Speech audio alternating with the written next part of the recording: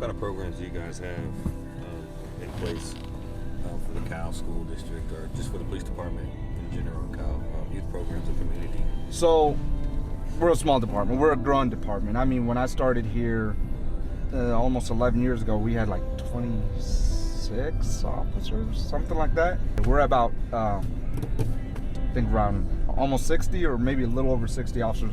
So that's in 10, 11 years. So we're slowly trying to develop all of these programs and all of these things. And I just went to a training with Austin PD to, it's called the Juvenile Justice Jeopardy. And I'm trying to get that, literally this was maybe a week and a half ago, so I haven't even had a chance to really get it incorporated. You know, the great thing about Kyle is the citizens do back us really well. We don't have any issues like Austin does, or San Marcos, or any other bigger city than us. Like, we really have a bunch of great citizens that live here, and we are beyond grateful that they have our backs, you know?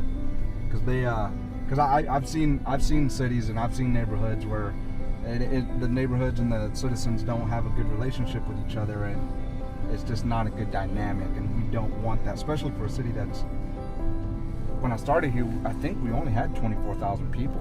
Yeah, so and I'm telling you, that's 10, 11 years ago. The city's doubled in size, the department's doubled in size, and we're not slowing down. How is the transition life from being a professional athlete, Kasey, to now being a pit master? How's that going for you? it's awesome. You talk to people every day. You got a team.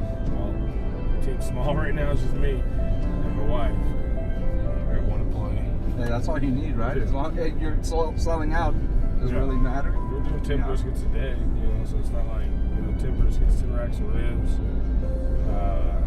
about 13 chickens a day, Okay. 25 pounds of sausage. What's crazy though is then you go to pork butt, and I'll sell one pork butt a day, sometimes two. Well, I saw you bringing all that barbecue out there. Yeah, no, it was cool. It was a lot of work. I mean, but it was good. I got a lot of good recognition, Yeah. from it. So do you own a barbecue joint in Austin now? It's called Whitfields. Whitfields? It's on Brody and Davis. Okay, I'm gonna have to get that. I'm a South Austin guy. I'm right. Me and the wife are like near Circle C, all east south, and we're all like, because it's the last of the real Austinites. Really. Yeah, it really is. I'm gonna have to come check it out, man. I love barbecue. We're only open Friday, Saturday, Sunday. I mean, we sell out every day. Really? Hey, that's not a bad. It's not bad thing. It's only 4 hours while I sell maybe 2 more briskets. Yeah, that's not even. It's like, because it kind of died. And I think, but the thing is though, is I look at it, people kind of know I sell out fast. So like, I don't know. You know what I'm saying? Because cars kind of stopped coming through there. Yeah. When I put up my sold out signs. I don't know if it's like one of those things where people know, okay, if you don't get that by 3, don't even go buy over there. Huh.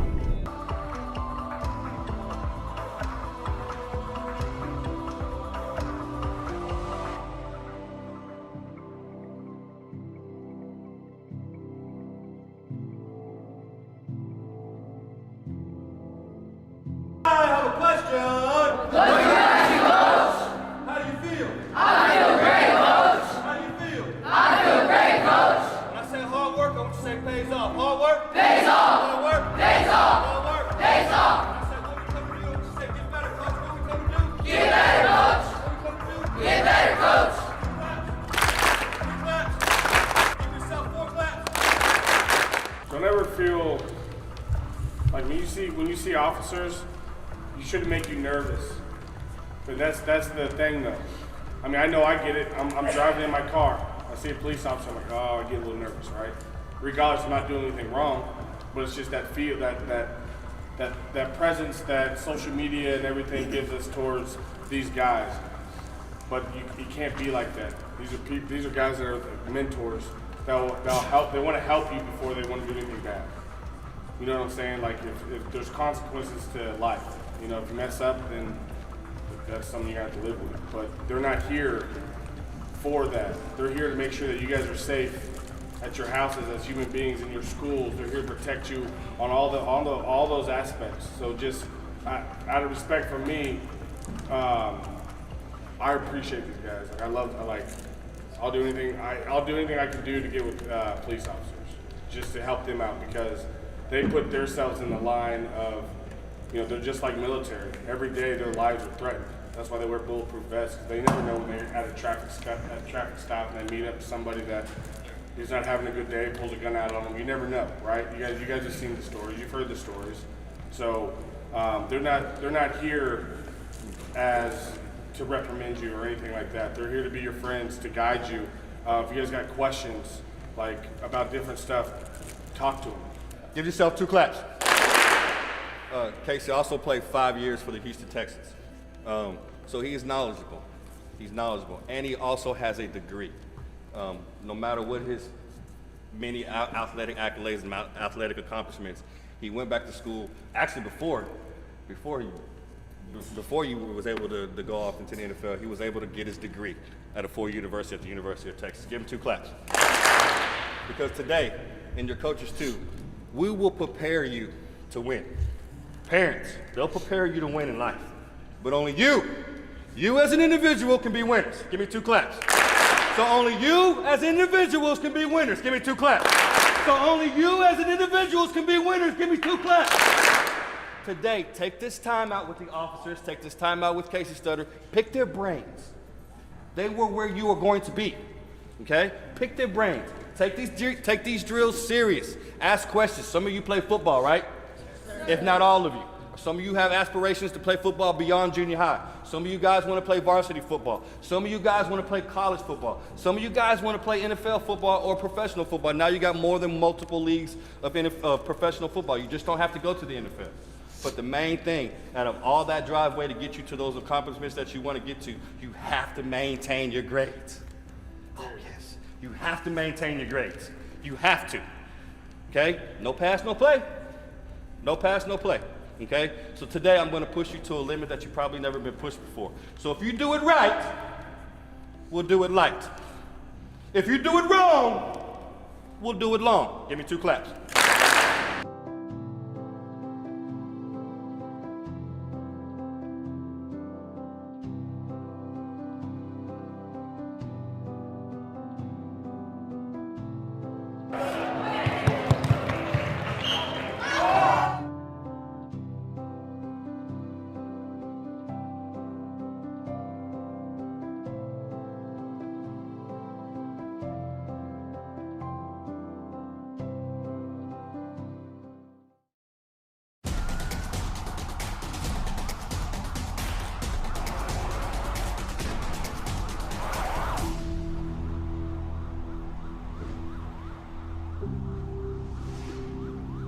FDNY responds to almost 2 million emergencies every year. That's almost double than any other city in the U.S. The challenge that New York faces, it's a very big city with lots of traffic. That causes a problem for first responders. To cut down on the response times, FDNY dispatches 400 ambulances to various locations around the city. And the vehicle is sitting with their engine idling. If you turn off the engine, all of the vehicle's equipment dies. Refrigeration for the efficacy of the medicine, power stretchers, the communications, laptop, and life support. 400 vehicles sitting idling 24 hours a day. Even if you look at one day, that's 10,000 hours. In addition to the wear and tear on the engine itself, you have both noise and air pollution. It also burns fuel. That was the problem that we were presented to solve. Enter stealth power. In a nutshell, we can take a diesel engine and turn it into a hybrid that would power all of the equipment on the ambulance while the engine was off. It can stay off for up to 45 minutes. During that 45 minutes, we're going to save that engine about 30 miles of drive time and 1.5 gallons of fuel. And there's less noise and pollution.